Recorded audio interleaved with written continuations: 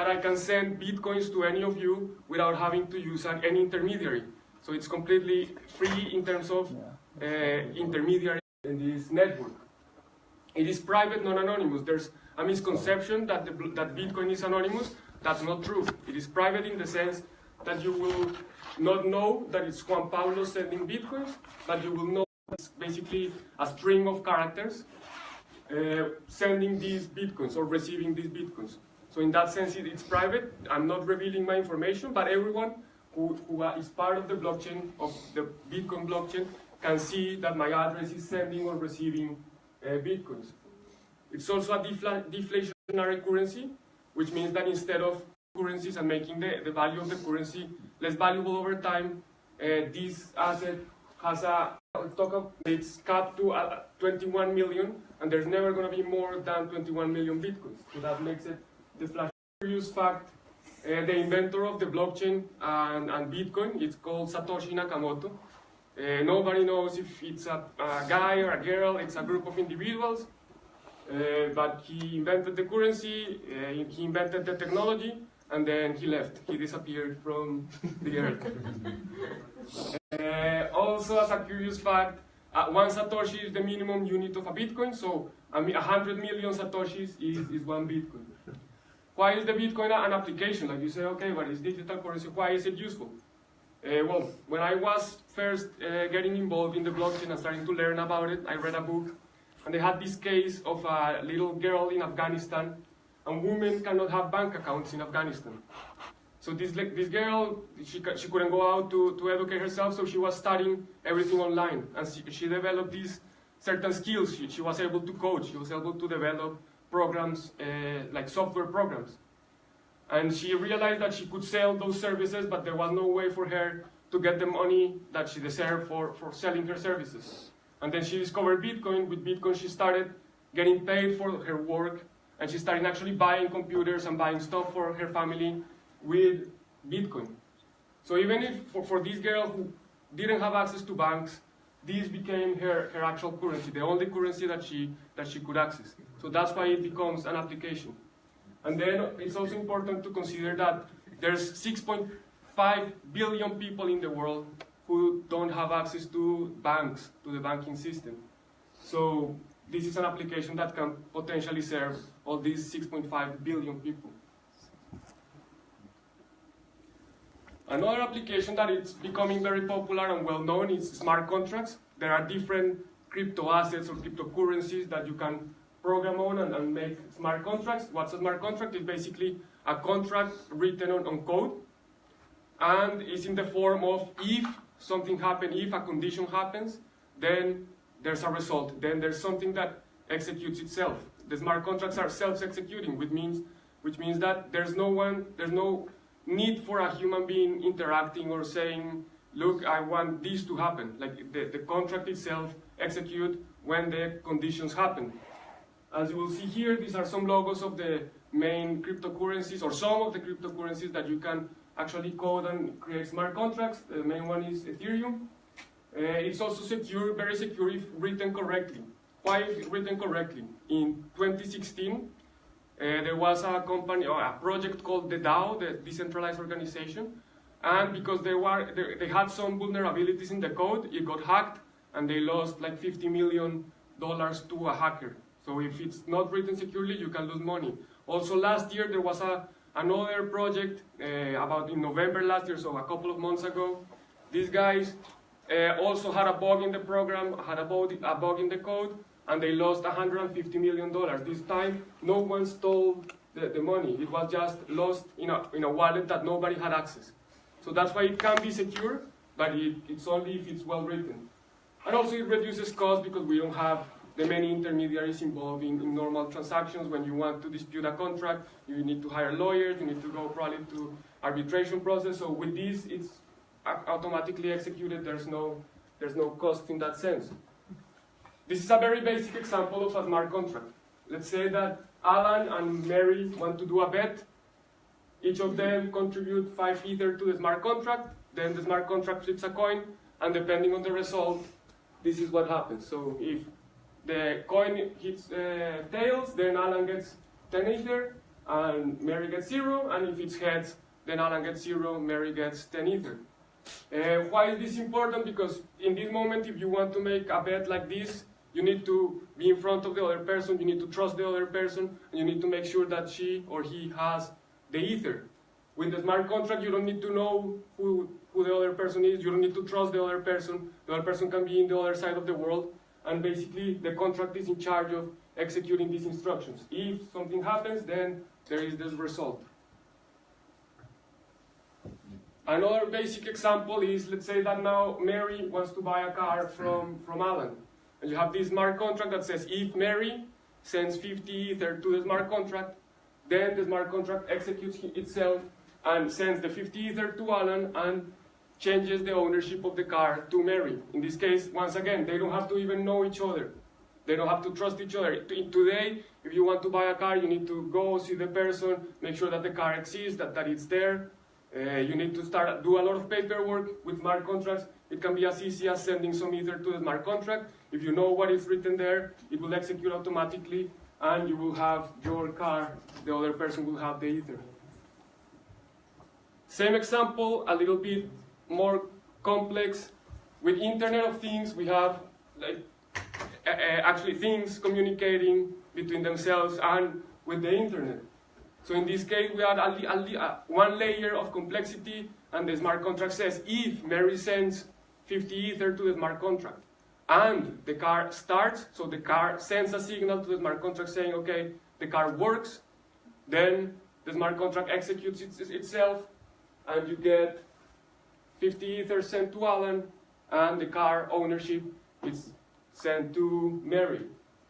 Once again, you don't need intermediaries, you don't need to verify that the car works, the smart contract is in charge of everything once the car is connected to the internet.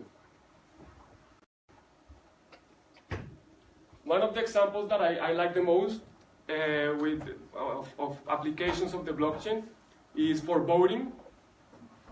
I'm gonna wait for him to see.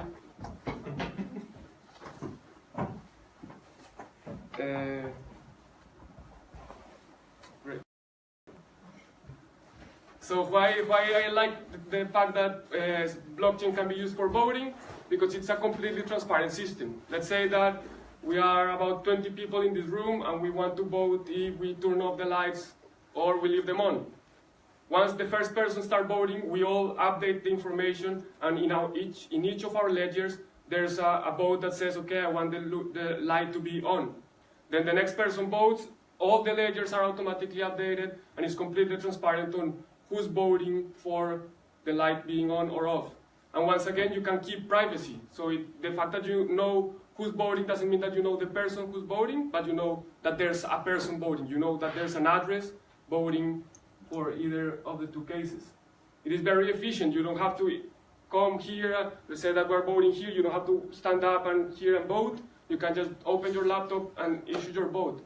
Here it's relatively simple, but if you think about like government telling you to the place to vote, probably you are using a car, so it is not that efficient. Also, it's secure. If I turn around, you can change the votes, you can put two votes.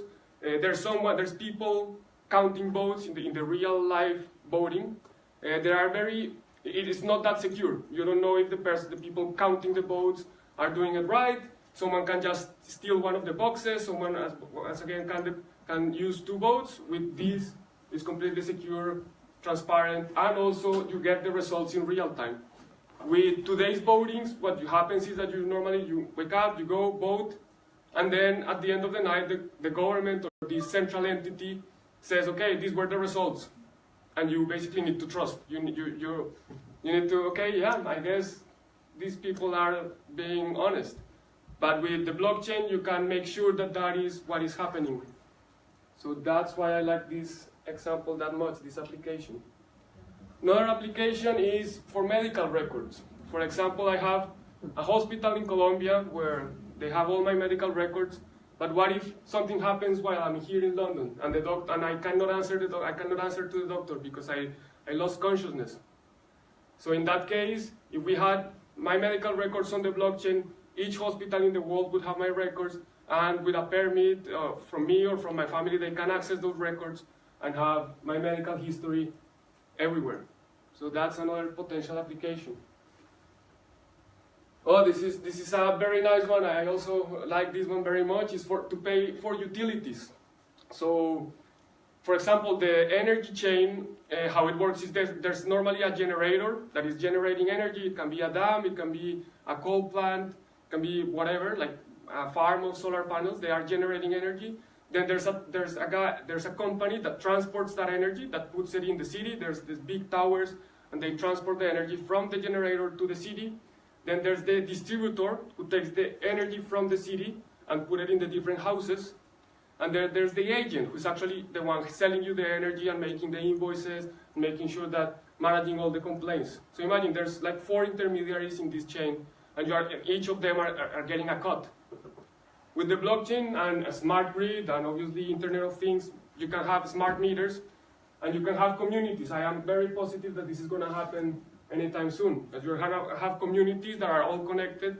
Some of the members of the community will generate their own energy, some will just consume, and then with the blockchain you have a record of who's generating, who's consuming, and you can make the payments automatically. With smart contracts you don't have to wait until the end of the month. You can decide if you want to pay them on an hourly basis, on a daily basis, and also you can structure some rules that say, okay, if this person hasn't paid for a week, a month, whatever you want, then that person doesn't receive any more energy.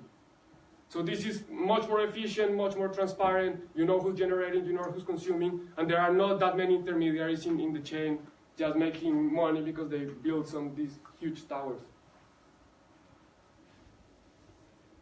Another application for record ownership, to record the ownership of assets. For example, we saw it in the Alan and Mary example that the smart contract can transfer the ownership of the car.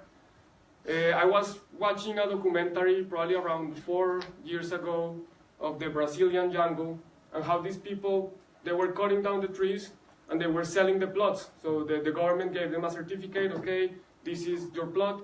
And they were selling the same plot to up to 10 people. All the same people were buying the same plot. With the blockchain, that's impossible, because then you can create, you can have a ledger where you have who's the owner of each of the plots, and then when you're going to buy one, you can make sure that that's the right owner, the person that is selling you is the actual owner of the plot. So instead of having a document that has a lot of seals and that you believe it's the right document, then you can actually confirm, look, this is actually the plot, and then when you transfer it, it's all on the blockchain. You can keep record of who was the owner of each of the plots since the beginning of the blockchain.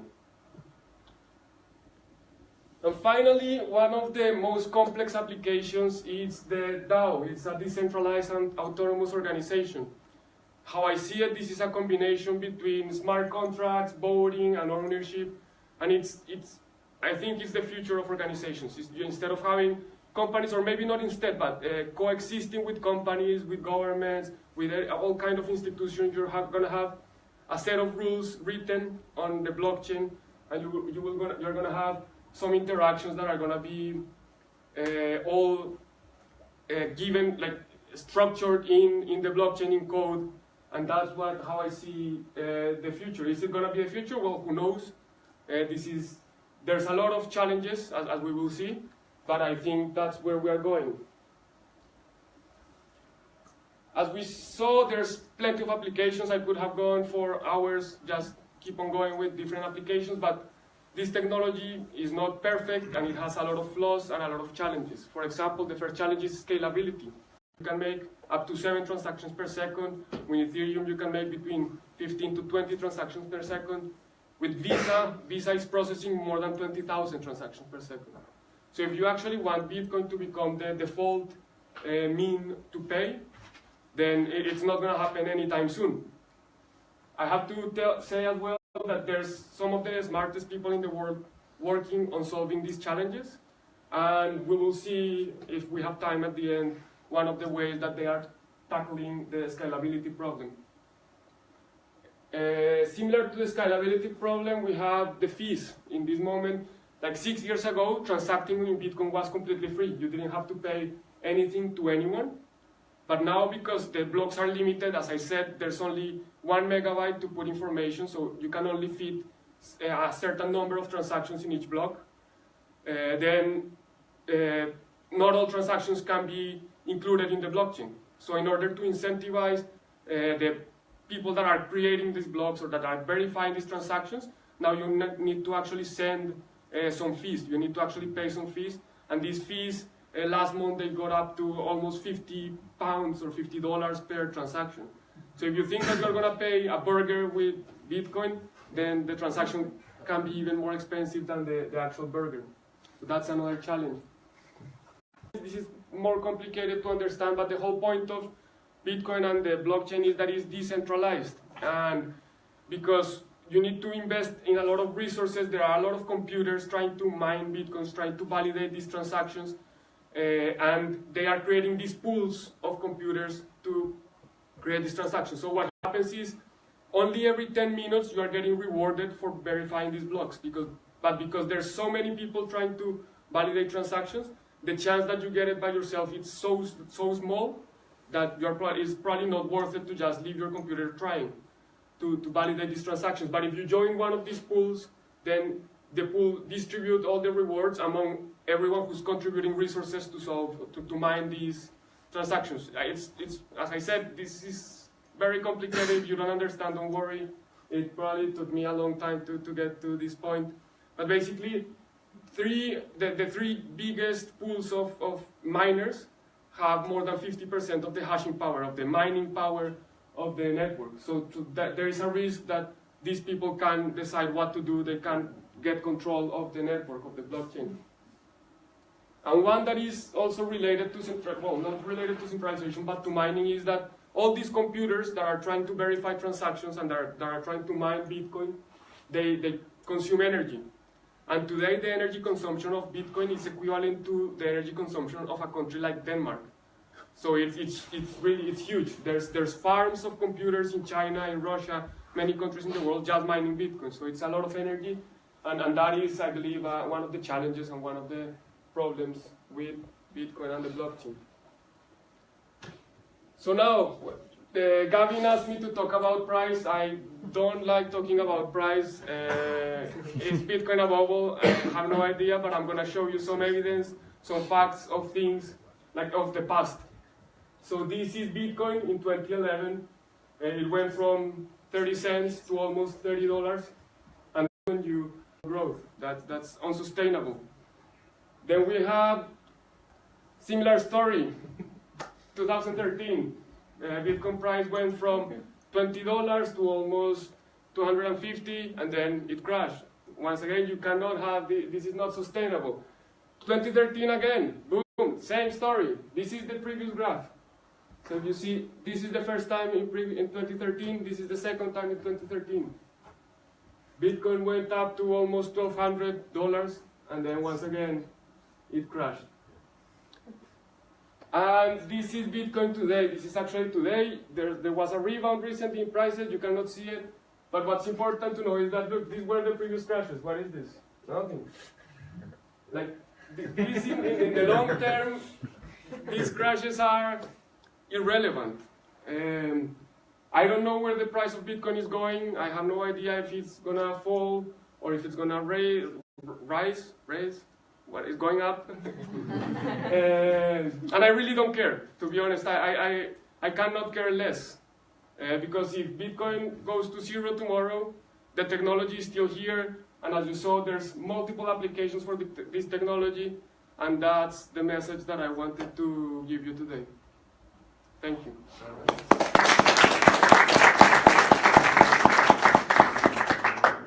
Any questions? How are we with time? Very good, actually. So I have a couple of slides. Just 2 more slides. So when I was talking about Bitcoin being deflationary, what I meant is that this is the supply. The blue line is the supply of Bitcoins. We are probably around 16 to 17 million. And each 10 minutes, there's Bitcoins being created. These Bitcoins go to half every more or less 4 years. But in the end, what matters is that there's never going to be more than 21 Bitcoins. And this is very different from for example, the US dollar. So what we see here is the monetary base, which means This is the dollars printed by the US government. And what we saw in 2008 is that all the banks went back, well, were about to go bankrupt, and the government just started, okay, we have a solution, let's print dollars and save the banks. And you know who's getting affected by that? Everyone who has dollars, because now your dollar is less valuable because there's more dollars in the economy. With Bitcoin, that cannot happen. There's no central authority who can decide, okay, let's just print more Bitcoins because I want to save the banks. And this is probably going to be a little bit tricky to understand, but this is one of the solutions that I was talking about with regards to scalability. I'm going to try to go slow. This is the main chain of Bitcoin, so each of these blocks has transactions of Bitcoin. It's actually live right now. It's called a Lightning Network. It's a second layer solution, which means that in one block you can send Bitcoins to, let's call it outside, like off-chain, and then you can transact off-chain. So you can make transactions that are not recorded on the main chain, on the blockchain. And eventually you can connect again with the blockchain, and in one single transaction include all the different transactions that happen off-chain. So basically all the transactions happening off-chain don't have to be validated by the blockchain, don't have to consume energy, and don't have restricted space in the sense that they are not occupying just 1 megabyte. So you can actually have plenty transactions, as many as you want, off-chain, and then connected back on-chain. So this shows how creative and how these people that I was telling you about, some of the smartest people in the world, are working on solving some of the issues with Bitcoin and the blockchain in general. Now that's it.